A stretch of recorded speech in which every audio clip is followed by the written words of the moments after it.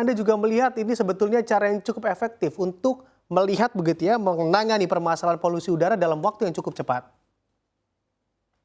Ya, sebenarnya teknologi modifikasi cuaca menurunkan curah hujan yang menambah curah hujan itu dijelaskan juga di beberapa negara seperti India, Korea, dan Cina juga melakukan itu yang saya baca di beberapa tulisan. Jadi sebenarnya sejatinya menurunkan curah hujan buatan itu hanya menyapu polutan pada saat sementara, pada saat itu hari itu saja. Dan bisa jadi sebenarnya kalau setelah hari selanjutnya akan ada peningkatan polutan lagi. Jadi jadinya pengendalian pencemaran udara ini kalau hanya mengacu pada curah hujan buatan gitu ya, itu sejatinya tidak akan menyelesaikan akar masalahnya. Akar masalahnya ini yang harus diselesaikan. Dan sejatinya gugatan warga negara kan sudah dimajukan di tahun 2021 lalu.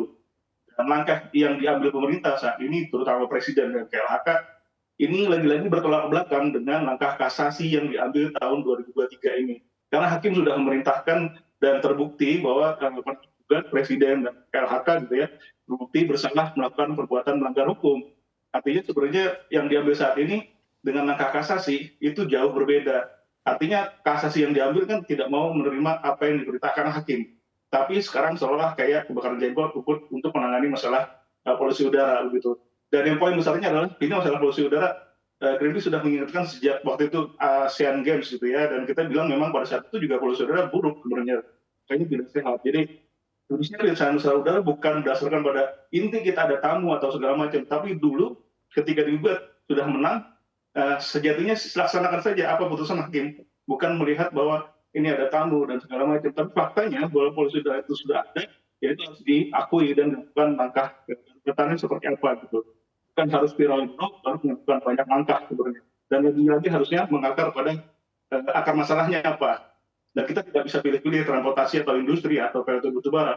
Semua itu mencemari. Semua data sudah membuktikan bahwa ada sumber pencemaran di transportasi, ada sumber pencemaran industri, ada juga sumber pencemaran dari luar Jakarta, yaitu salah satunya PLT batubara. Jadi kita tidak perlu berdebat lagi, dan bahkan kalau mau berdebat, harusnya pemerintah membuka semua data itu. Bahkan Greenpeace meminta data mengenai emisi PLT batubara gitu ya, dijawab oleh PLN bahwa data emisi batubara itu adalah rahasia dagang. Ini sungguh sangat mengkhawatirkan ya, kalau bahkan data emisi PLTU itu masuk dalam kategori yang dirahasiakan. Harusnya dibuka pada publik sehingga publik tahu apa sih yang diemisikan oleh si PLT batubara ini. Mungkin sekarang kita soal Mas Tengah. Di PLT batubara itu Mas Pram, ada namanya merkuri yang diemisikan oleh PLTU, bayangkan.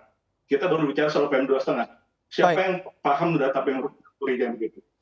Oke, baik. Pak Bondan, dari pernyataan Anda kami cermati begitu ya, berarti memang polusi udara ini memang lebih karena Anda katakan tadi PLTU begitu, bukan karena sesuai dengan pernyataan pemerintah, karena transportasi publik yang mana Anda kita lihat menyumbang cukup besar begitu datanya terkait penyumbang polusi udara di DKI Jakarta.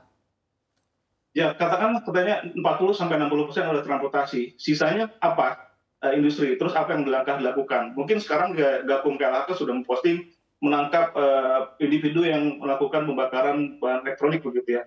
Kemudian apakah ada yang ditangkap industri yang mencemari? Itu pertanyaan sebenarnya. Jadi harusnya kalau bicara penegakan hukum atau melihat siapa yang mencemari udara, harusnya kita tidak bisa tebang pilih. Mana yang diambil? Hanya menegakkan kepada individu yang seolah tajam ke bawah, tumpul ke atas gitu ya. Pada ketika berhadapan dengan industri, perusahaan tiba-tiba KLHK tidak agak susah ditindak. Saat ini harusnya melihat lagi. Kalau dilakukan uji emisi untuk kendaraan, berarti ada uji emisi untuk industri-industri dong. Jadinya yang saya sampaikan adalah poinnya transportasi ya menjadi sumber, tapi yang lain tidak dibiarkan. Harusnya juga melakukan punya semacam konsistensi melakukan itu dan buat langkah semacam punishment dan rewardnya apa gitu.